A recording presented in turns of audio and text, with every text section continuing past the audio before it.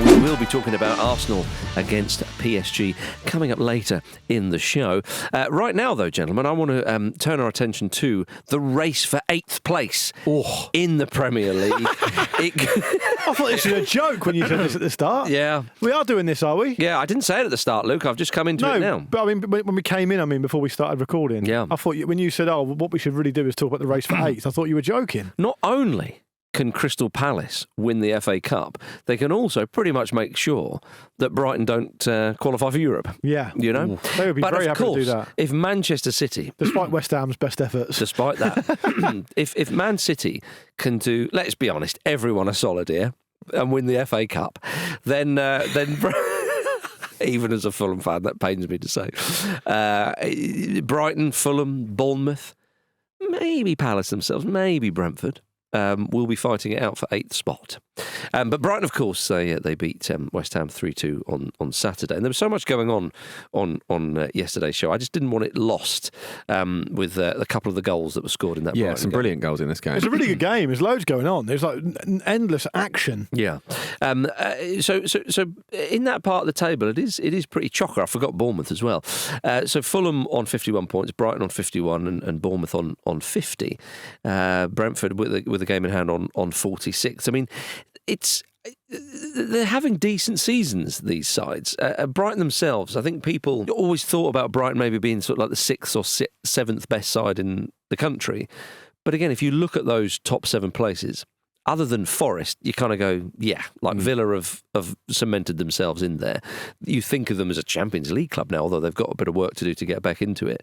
But Brighton themselves, obviously, it was a big victory, and an important one for Hertzler, who's had a little bit of stick recently down on the south coast. Has he?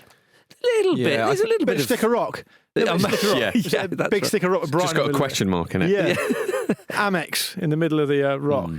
Speaking of, people not in the UK won't know what we're talking about there, will they? Do you think they'll know what a stick of rock is? Maybe not, actually. It's like sort of minty, hard candy. It's a teeth breaker, isn't it? Yeah. It is. It's not all minty, though, is it? No. But that's the sort of generic traditional classic. one would be. It's a very be minty. strange thing. Yeah. Because as you say, it's very hard candy, so you kind of suck on it, don't It's you? the kind of kid you don't. Oh, no, I tell you, what's the old the sort of it's like a candy cane. A candy cane. Yeah, It's kind of. Sort of. Yeah, But it'll have a word in the middle of it, and that word is consistent throughout its It's the kind of thing that when we were kids, we would eat it, right? Yeah. But I don't know about you, Marcus, but there's no way I'm letting my kid anywhere near that now. Edinburgh Rock's better. Yeah, softer. Exactly. Right. Powdery. Yeah, that makes way more sense. Mm-hmm. Yeah. Although, I mean, Rock is, tablet is...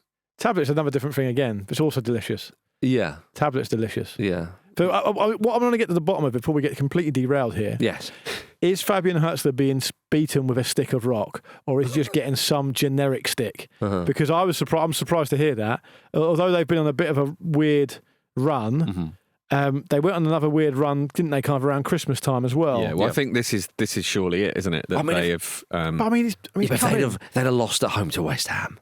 West Ham. They didn't know, did they? I know. That's why it was such an important victory. It's actually very hard to do, losing at home to West Ham. I mean, even if they'd have drawn at home to West Ham. Again, quite hard to do. Yeah, right. So it was a beautiful goal to win the game. I mean, but Yassine Ayari's goal, the opening goal for Brighton, I think, could easily get lost amongst all this. That was an absolute beauty as well, right in the top corner, his first goal for them. And the Baleba goal. First of all, Carlos Baleba is a really satisfying name to say. I mean, I want to always call him Belieber, but it would be Belieber, wouldn't it? Then I saw his face. He's Carlos Baleba. That's what was going through Areola's head. Yeah, people should be singing that if they're not already. They're missing. I'm sure They are. Let me just allow me to say, if you will, allow me to say that Baleba is another one of Brighton's amazing recruitment. Yes. Where they, for somehow, managed to find these players from everywhere in a way that no other teams can. Because the problem is, you think to yourself, sometimes you fall into the pattern of thought where you go, they've been able to get him, or a player that's been good, because Man City, Man United, Liverpool, whoever it may be, haven't bothered. I thought he's not good enough. But it doesn't seem to be the case when Brighton bring players in, because they end up buying them off Brighton anyway for loads more money. When you think of like a Spurs player, Spurs sign a player, right? The reason Spurs will get a player is because, I mean, this is brutal, particularly after what they've been through this weekend, or this season.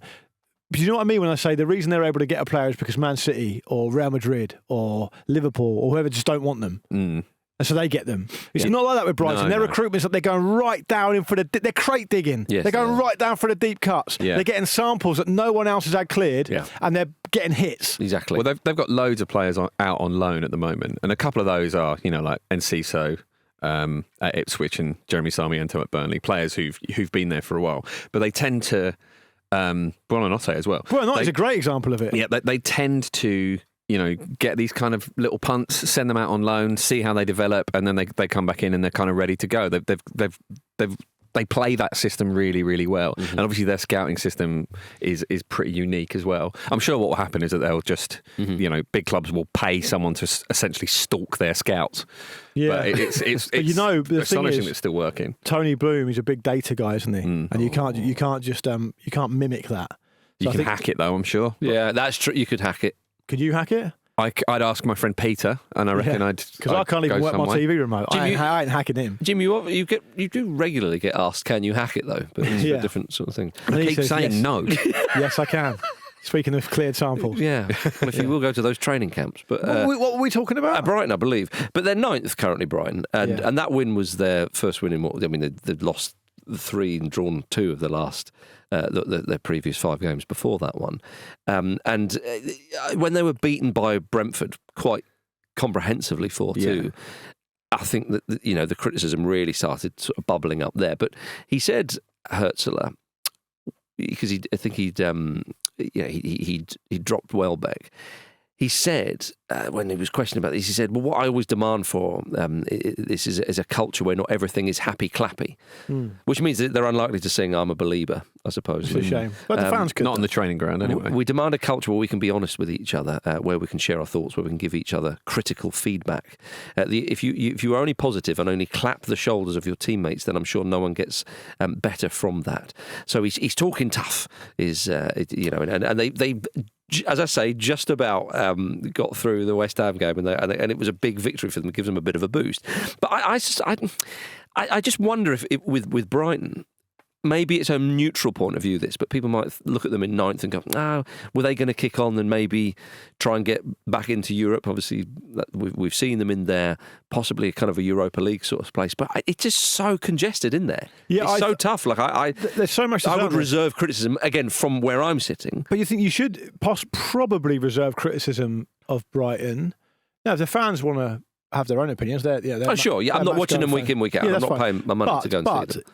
The season they're having is roughly commensurate with the season they've had over the last few years. 11th, 9th and 6th in their last 3 seasons, right? So roughly the same. Yeah. They also endlessly go through a huge amount of change, seemingly every year, but are able to maintain their level, which is an incredible thing to be able to do, because look at the other teams that haven't done that.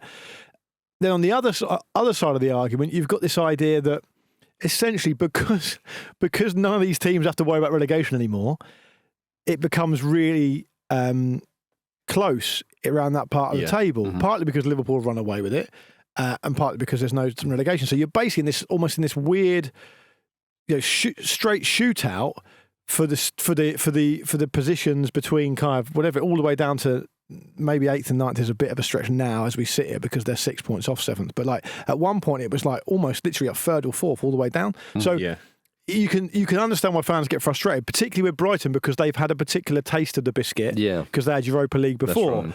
But they do have a lot of turnover of players and even managers. They do have to deal with a lot of uncertainty, and they're able to maintain their equilibrium, which I think is good. It's natural to get a bit upset off the back of 5 games without a win. Luckily, they're able to use their Graham Potter voucher.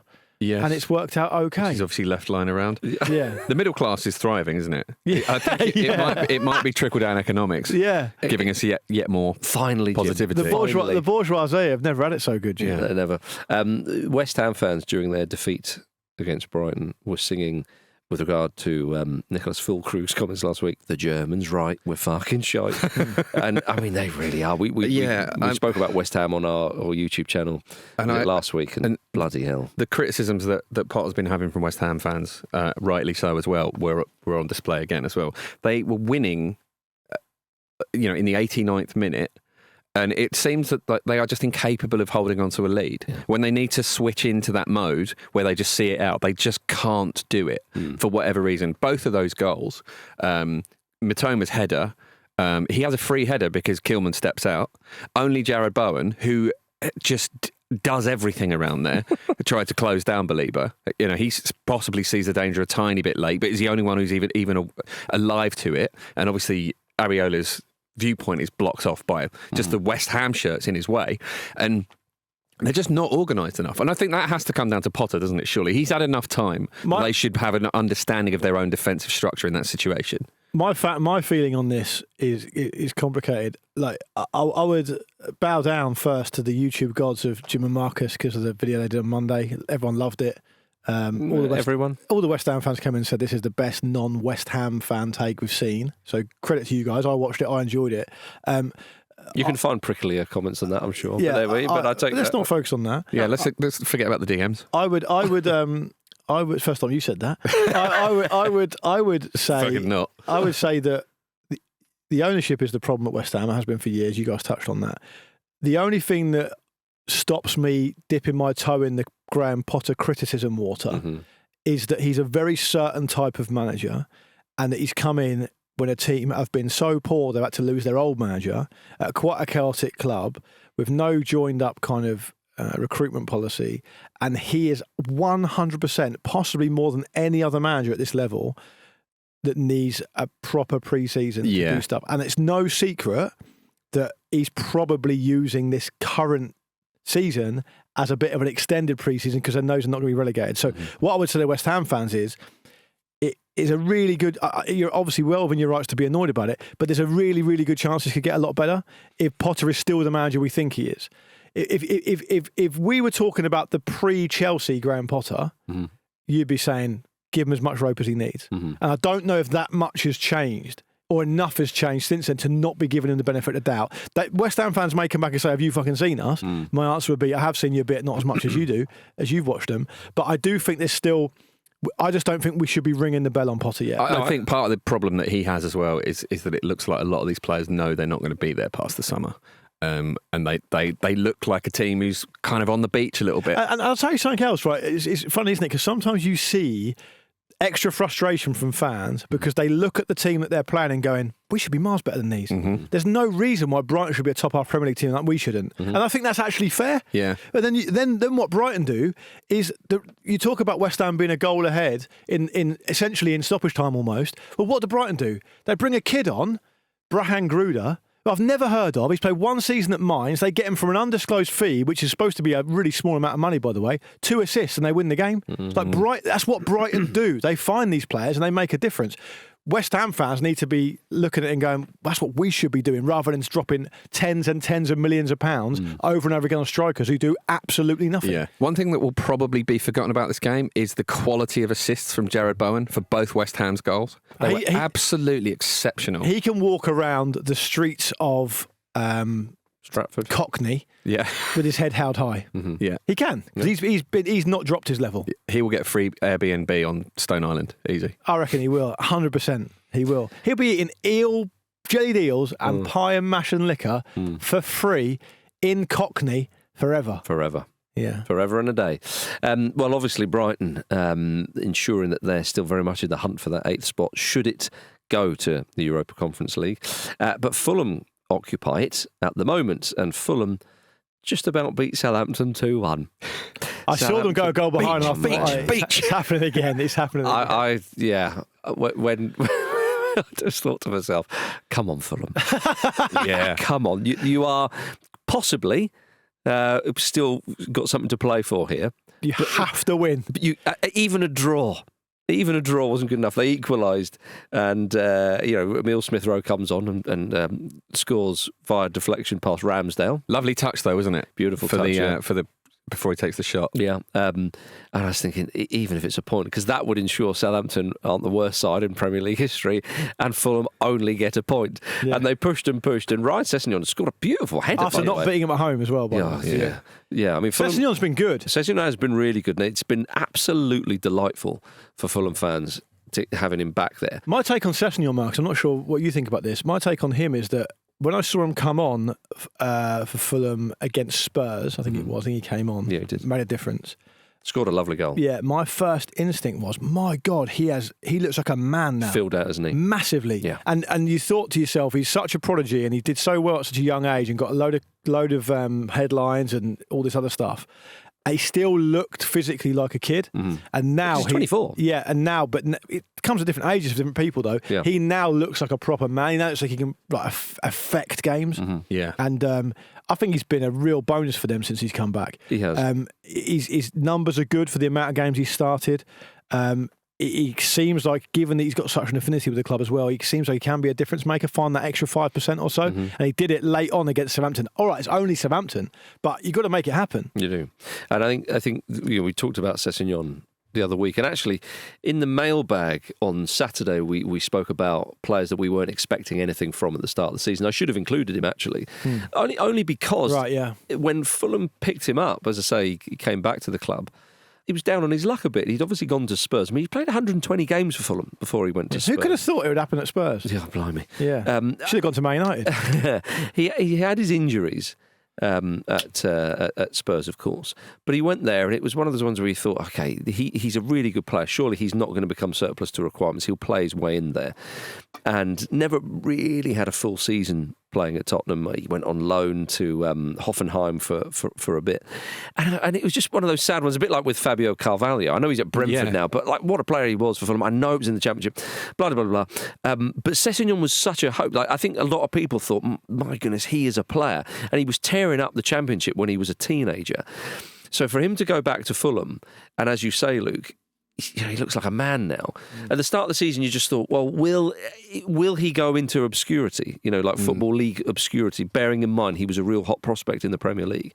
So for him to come out now and be scoring important goals, and now being a player who can sometimes start for Fulham, I think it's a huge plus. But Fulham needed this badly because a lot has been made of them winning some of the big games and then maybe not doing so well in some of the more obvious, sort of the easier games, if you like. But if indeed 8th spot is Europa Conference League, whether it's Fulham, Brighton, Bournemouth, maybe even Brentford, because of the riches of the Premier League, you're one of the favourites for it, if not the favourite. I know when we say favourite, obviously with Chelsea this season, with the players and the riches, with West Ham, I mean, again, one of the favourites, and it was fabulous for them. But then Palace could scupper it for everybody. But if they did, you couldn't be angry with them because it would mean the FA Cup final would have been a riotous affair for the neutral as well. I don't see Brentford as necessarily part of it. I don't think. No, I think they're just slightly too. I know they've got a game in hand, but that game in hand, was it away to Forest, isn't it? Yeah. Although Forest have kind of fallen off a cliff a little bit, haven't they? So who knows? For me, it comes down to, Fulham and Brighton and Bournemouth, I'd say. Yeah, Bournemouth would have been gutted. Rasmus Højlund scoring late on. No. Who would have predicted that? No one likes to see that. but happy for Rasmus, though. Yeah, I guess. Yeah. Fellow human being. Yeah, well, on that level, fine. I don't want. I suppose on a very basic philosophical level, do I want to see other human beings suffer unnecessarily? No. Yeah. Luke, that's what it comes down to. I've got to say, he's a fellow human being. No, but it's not score a goal or suffer, is it? Yeah. No, but he is presumably suffering because he's not scoring. Yeah, and he's at Manchester United. I wish him no ill will. But I don't have a vested interest in him doing particularly well either. I honestly couldn't be more neutral about it. Can I just talk very briefly about Fulham's run-in because they've got which is why this was crucial because they've got some tricky ones. They got Villa away, Everton at home, Brentford away, and then Man City on the final day. So crucial to win this one. Absolutely. And then Brighton, of course, have got Newcastle at home, Wolves away, Liverpool at home, Tottenham away. So it's a bit of a mixed bag for both teams, really. We keep saying this time of the season, but it's whoever manages this load and seizes the opportunity and makes it happen. Sometimes you're just looking for a player to do something for you. I mean, I would think it would be unlikely that Fulham would catch Villa, but that game at Villa Park now, that's a big one. But they ain't going to win at Villa Park, are they? Aren't they? I don't think they will. Okay. Yeah, which makes a big difference. I really want to clip that up It's a 6-pointer, Monday. But not for a relegation reason. Is it? But even if Fulham were to win, I mean, they would still be 3 points behind Aston Villa. So there we are. But the race for 8th if indeed 8th does mean anything this season.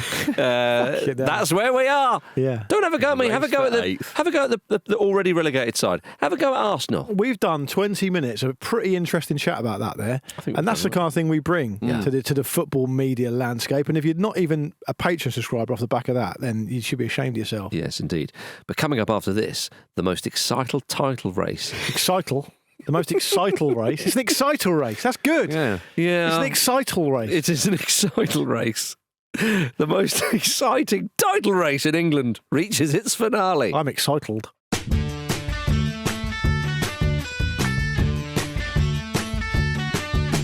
We're going on tour, everybody. The Football Ramble time tunnel is coming to a city near you. Glasgow, Newcastle, Birmingham, Manchester and London between the 9th of May and the 17th of May. Click on the link that's just appeared in the top right-hand corner of this video and get your tickets. Don't delay. Get one today.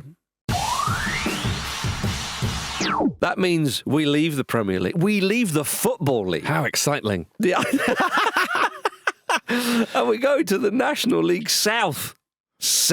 Yeah. We mentioned the National League South title race on Friday's show. There were 6 teams who could win it and clinch promotion to the National League. Big stuff, this. Truro City won it, beating St Albans 5-2. Neighbours Torquay United, all the way down on the southwest of England, almost caught them, though. They were the only team level on points with Truro, but Truro were ahead of them by 3 goals on goal difference. But at one point, Torquay United were just 1 goal behind them as they were 4-1 ahead against Hemel Hempstead. And it was 4-2 at Truro, but then the 5th goal at Truro put things beyond doubt. But it's an amazing Cornwall-Devon rivalry. This it's lovely because essentially Truro City won the National League South by scoring 2 goals more than Torquay United did. They both conceded exactly the same amount of goals. It's a sickener. Yeah. If you go all that way, I can just imagine them getting it done and just going, cream first, you can. Yeah. Shove your jam up your ass. How do you like your scones or scone? Do you say scone or scone? I say scone. Yeah. Jim? I go scone as well. Yeah. You don't say scone, do you? Of course I do. It's embarrassing. No, but I used to say that because it used to piss people off. That's still embarrassing for everyone. For who? You? How do you say it now? I'd say scone. Yeah. No, I would say scone, yeah. Just to annoy you. Jim, come on. Jim doesn't get annoyed. So with Jim, I'd actually probably say scone. I would go cream first, which I believe is the Cornish way of doing it. And then jam on top. Yeah, because jam feels to me like the cherry on top. But some people will say jam first. Well, I don't see how jam first works. Yeah, I suppose the logic is there's a little treat hidden in there, but when you yourself have hidden it, it's not going to be that much of a surprise, is it?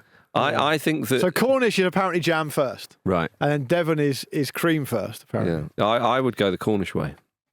Because I think you want to bite into the cream first. Surely no one actually cares. Oh, they care. They care a lot, mate. Yeah, but it's performative, There's isn't it? nothing to do down there. Really performative. There's nothing on down there, apart from Truro City. There is now. Yeah. Well, there was that weekend. But congratulations to Truro City. I mean, what it means now is they get to play Carlisle in the National League next season. Wonderful. And what's a real sickener, by the way, for Torquay is that only one team gets automatically promoted. Yeah, well, that's it. And I looked up the Truro City drive if some fans want to go to Carlisle away. At the time of me checking it on Google Maps, it was 7 hour, 12 minutes as a straight drive. Yeah. I think realistically, once you hit the road, snarl up or two, you want to stop probably at least once, probably twice. That's a 10-hour journey. I'd say so. Yeah. 10 hours. That's a long way. It's a long old hop. It's great. That's what you get. I mean, in some countries, like in America, you might but they have conferences. Pop to a restaurant, It's like, there's this amazing place that's open 3 states away. Let's pop over. They have conferences. So you haven't got to play a team that often from the other side of the country. Yeah, but it's still... I just mean in life in general. London's like that, aren't they? You'll meet your mate for a pint, it'll take you an hour to get there. Yeah. How do you like your churros? No. What are you saying? You're all right, mate. Jim, you got an email? Is that Cheerios? Are you trying to say Cheerios then? Jim's got an email. Okay. I think he meant churros, the excellent churros. dessert. Yeah, that's what I meant. Anyway, Robbie Wells has been in touch. With toffee. Yeah. He says, "Hey Ramblers, I thought about adding this to the Discord. Good, but I'm guessing it will get lost amongst the Liverpool title win. Fair enough. I'm a Villa fan too, so I wasn't sorry I decided to go to Truro instead and missed the first half of that shit show yesterday. 3,500 people in the ground. First season back in our home ground for 4 years due to moving the site. We've had home games in Plymouth, Torquay, and Gloucester, which is nowhere near Cornwall. Gloucester, Yeah. FYI. The atmosphere was brilliant. We scored 3 goals within 10 minutes to calm the nerves, but there were some hairy moments in the second half when Torquay got a fourth and Truro had stopped playing until the last 10 minutes. Special shout out to Alex Oxlade-Chamberlain's brother Christian, who has a proper Rory Delap style long throw that causes absolute havoc at this level. Comfortable enough in the end, and Truro are now the first Cornish club to ever get as high as the National League. Come on. Looking forward to the away day in Carlisle next season. Yeah. Yes. And it's great news for the Truro City manager. I don't know if you know about this. John Askey, his name is, and he was manager at Macclesfield Town, and they sadly were liquidated. I think it might have been COVID related. I think COVID might have just pushed them over the edge, and he had to essentially write off. Like it was like almost like 200 grand personally that he was owed because he couldn't. I mean, there was no money, so he couldn't get it. So the fact that he's enjoying another bit of success is a great thing. He's been around football for a long time. I think he's in his 60s now. So a great thing for him as well.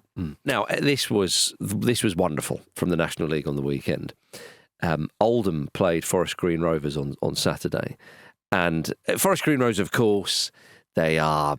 You can only get vegan food there, as we found out, or found out when Duncan Ferguson was Forest Green Rovers manager. The chips are vegan. Oh, are they? All that kind of stuff. If you remember, it's just a very sinister video. It is. They're very environmentally friendly. They try and do everything like that. The Green Party would be big fans of them, I'm sure. Blah blah blah. Oldham. Their fans know how to try and wind up other supporters, it's fair to say. As a lot of fans across the country, you could say this. Oldham, I think, are particularly good at it, having witnessed it myself at Fulham, but then, Fulham are probably an easy target for Oldham, and they did win that day. They turned up at Forest Green Rovers with a group of their supporters dressed as butchers. It's a warm day as well, and they've made the sacrifice there just to be extremely petty. I think that's the best thing that happened on the weekend. Yeah, it was good. And they got beaten as well.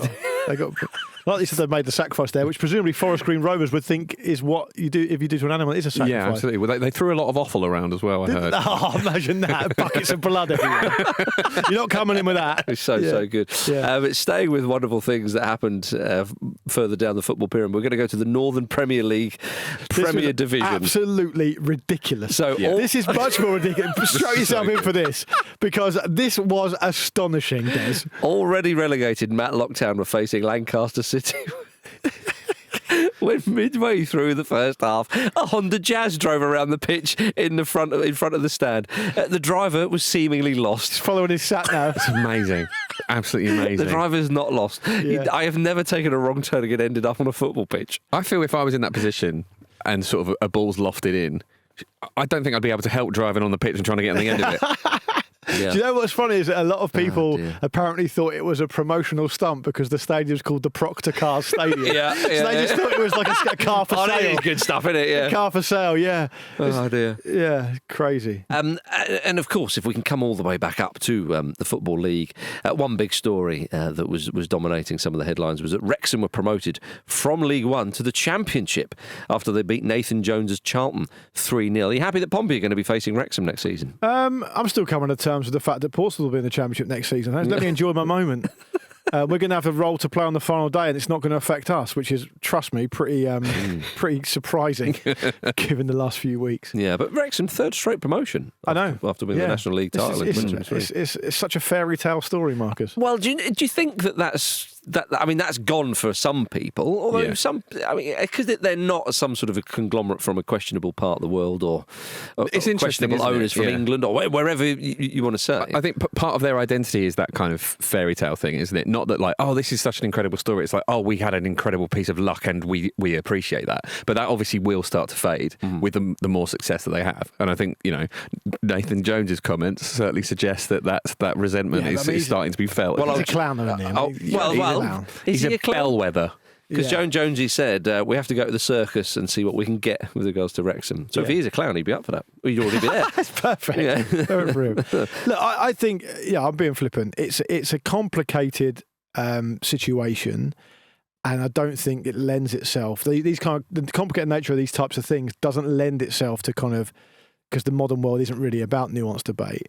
But I think if you look at how a town is regenerated by investments such as this, and if you look at the state Wrexham were in when the current ownership took over, you have to be pretty hard-hearted to be totally 100% resentful about it, right? Yeah. And you know what? I saw it when Portsmouth had that amazing time in the Premier League, which obviously went to shit.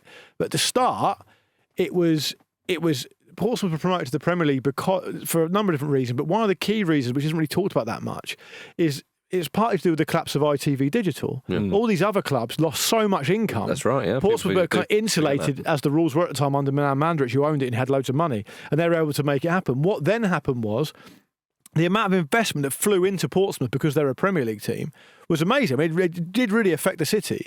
The same thing's happening at Wrexham.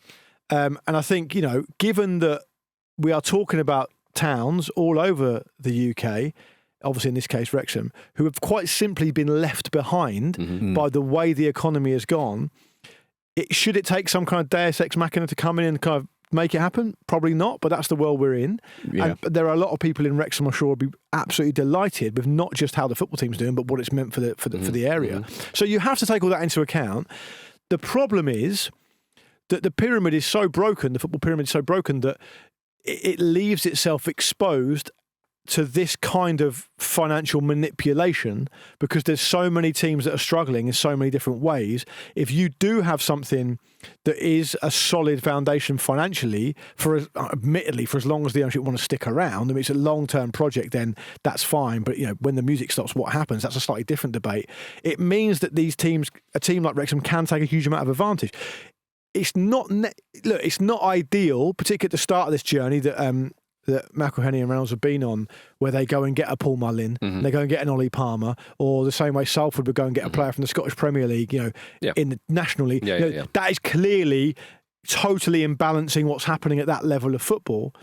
But ultimately, well, they're there to be successful, aren't they? So, they're within their rights to do those things. My ambivalence is that I feel a great amount of joy for what the fans are enjoying and what the area is enjoying as a part of it, at the same time understanding that it really is essentially an exploitation of the vulnerability of the football pyramid. So I'm ambivalent about it.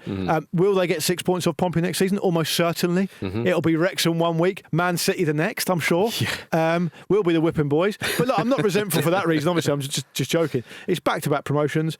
I guess it is. Third straight promotion. Yeah, their level. Oh, it is, isn't it? Because they won. They won. Their level's going to be fascinating, isn't it? It is. Yeah.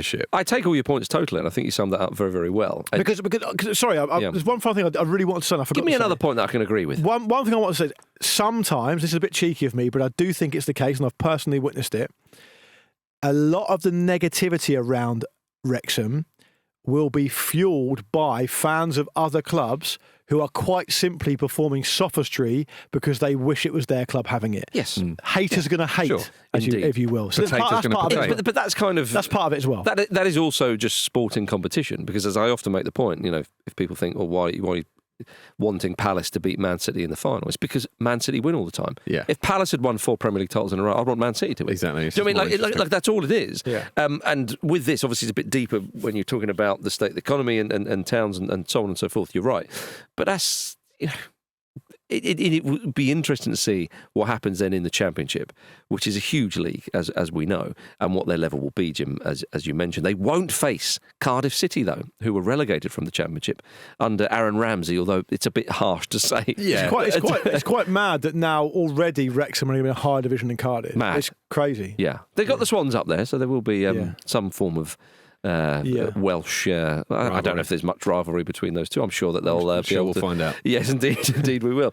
But the documentary makers will be having a field day. Yeah, and it looks like there's been pretty kind of credible links from Jamie Vardy to Wrexham as well, which is just such a Wrexham signing. I mean, my God. And he'll be in the same league as Leicester. Imagine if he celebrates against them if he scores. If he goes there, Jim, I think he will. I think he will. I think he's got the championship written all over him next season anyway. I would like it to be Sheffield Wednesday. I mean, it's the club that rejected him as a boy, and he's a supporter of them. You got if you've got anything about you whatsoever, you've got to close that loop. You have to. But if they rejected him, go to Wrexham the year after when they were in the Prem.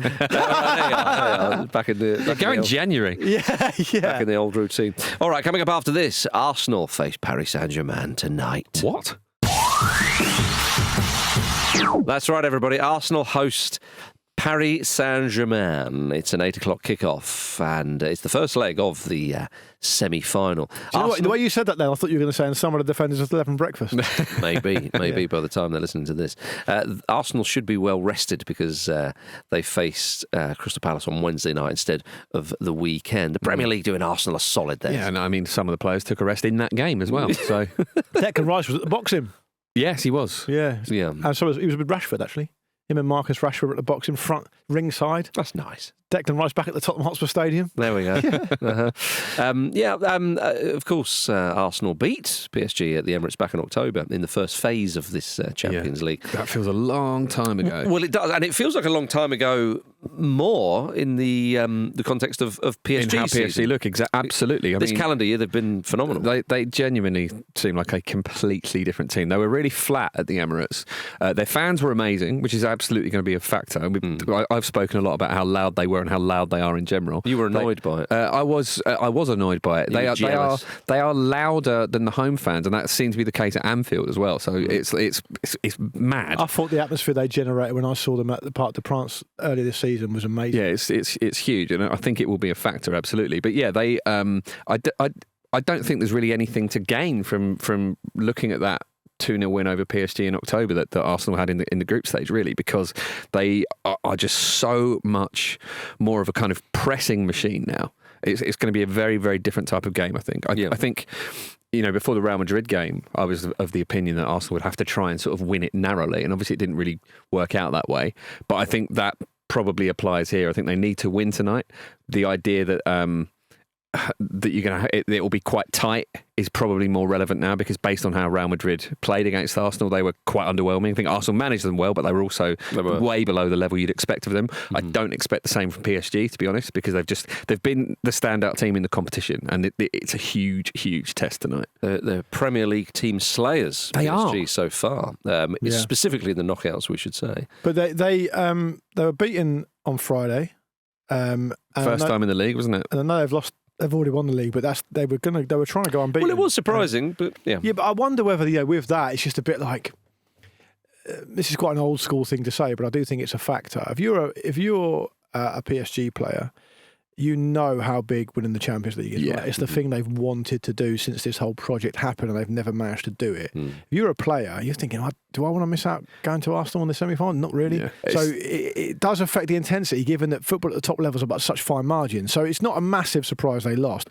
What I would also say off the back of that, though, is it feels to me as a fan that it's quite a dangerous game to play, to be turning off and on the intensity. And well, I agree. I think that applies to both teams, because Arsenal played like that against Palace as well. Yeah. You listen to Wayne Rooney talking about, I think he was, I can't remember which semi-final he was pundit on, but he was talking about how, when it gets to this stage of the season, when you're young and fit and firing, and you don't think about the fatigue. You want to play. So every time you don't play, you're gutted, right? But that is Rooney saying that, though, who was just he burnt himself out by the time it's 30. But I think the principle of it is the principle of it is that you should be able to get into that habit of being intense all the time. The only reason I'm saying it is because you guys mentioned how good they are as a pressing side, which they are. I didn't see the game against Nice that they lost. Maybe they didn't press. I don't know. But this is a step up again, I think, for Arsenal, given what I've seen of PSG in the second half of this season. To be honest, even when I saw them at the start, towards the start of the season against Atletico, they lost the game, but they were by far the better team. They really, it was almost like they really understood the assignment. And it was astonishing in the stadium to see them lose the game. So for those of you who didn't see the game, you look at it as a result on the paper and go, they lost at home to Atletico. They absolutely battered them and got sucker punched. They just couldn't score. So, that probably tells its own story as well. Arsenal need to be really, really good here, and they absolutely need to go to Paris with an advantage, 100%. And it comes down to how much they can manage the occasion. They managed the occasion against Real Madrid twice, amazingly, like flawlessly. They were almost perfect. And if they can replicate that, they could do something really special. They can absolutely win the Champions League this season. Putting Real Madrid bed pretty easily tells us that. And once you're in the semi-final, you're in the hat. So it's a huge, huge game. Massive game. I mean, the lineup he picked for the game against Nice was pretty full strength. So it wasn't as if he was resting players. So obviously, subconsciously, they're thinking, or well, not even subconsciously, consciously, they're thinking, oh, we have this game. So I don't know, but I think we're probably clutching at straws there. But I'm intrigued how this one will play out, because Arsenal, the way they pressed Real Madrid right back into their half was really quite brave. Yeah. But it turned really, out really high line defensively in Yes. the first leg in particular. Yes, and it turned out Real Madrid didn't have that much. There was a couple of moments Mbappe got away and Raya made a save. We saw Villa do this with PSG because they had to. And PSG are more devastating on the break, certainly at the moment, than Real Madrid. Yeah, I think it's, and Villa got caught. yeah, approaching it in exactly the same way invites trouble there, I think. What are they going to do in midfield, Arsenal? Because they've got players missing, haven't they? The Partey's missing. Yeah, Partey's a huge And so's miss 'cause he- Jorginho. Yeah, so I would think that he'll play it safe and go for Declan Rice at the base, which is a shame to lose him further up the pitch, but I think it's the most sensible thing to do. Marino back in midfield and then Trossard as a false nine. It's not ideal, but I think it's the it's the sensible way to do it, because, you know, the other option is do something that we've not seen before, really, sort of possibly Lewis Skelly in midfield or Zinchenko even. Like you are kind of clutching at straws straight away. So I think he has to put specialists in those positions. And PSG are full strength as well. Well, exactly. Yeah, Full strength. Such a shame with that Partey booking. it is silly. I think that the idea that Arsenal need to take something to Paris, I kind of agree. However, that victory in Madrid, that does give them a confidence boost. But it's a tricky one because Madrid was so poor. Yeah, and also like the legs you're already inform free- each you're other, already- right? The you're legs already inform you're each already other. 3-0 up. Like. And as Jim says, so I think if Arsenal were to not win this game, clearly they're still alive in the second leg, even if they were to lose it by the odd goal. But you would expect Arsenal to be more on the front foot, and I would have thought, whether it's straight from the off or at some phase in the game into the second half, they'll try and pin PSG back. Yeah. And that's where you've got to be very, very careful with the back door being left open, because, again, PSG have been devastating on the break. Yeah. And William Saliba has kind of switched off and given away goals twice recently. Well, that was extraordinary. Really, yeah. 'Cause I was shouting about Real Madrid not going to score. They're not going to score. Oh, That was, there they are. But yeah, I mean, he's done that a few times this season away from these last little cluster of games as well. So obviously he will be more aware of that than anybody, and he's not the only player who needs to be focused. The focus is really, really key, as is the discipline. You don't want a silly red card or anything like that makes your life really, really hard. So yeah, focus is absolutely key. Yeah, Lewis Skelly will have his hands full with Barcola probably, or Doué. And Hakimi. Well, Yeah. yeah, right. Now. Yeah, you're going to have to ask your winger to kind of come back and help there. Just nightmare fuel playing against Hakimi in his pace. Indeed. But it's an intriguing one. An intriguing nightmare. And That's what we're all here for. That's what we're all here for. yeah, but you thought that about That's what Real you Madrid, want. Jim. Exactly, You yeah. did think that about Real Madrid.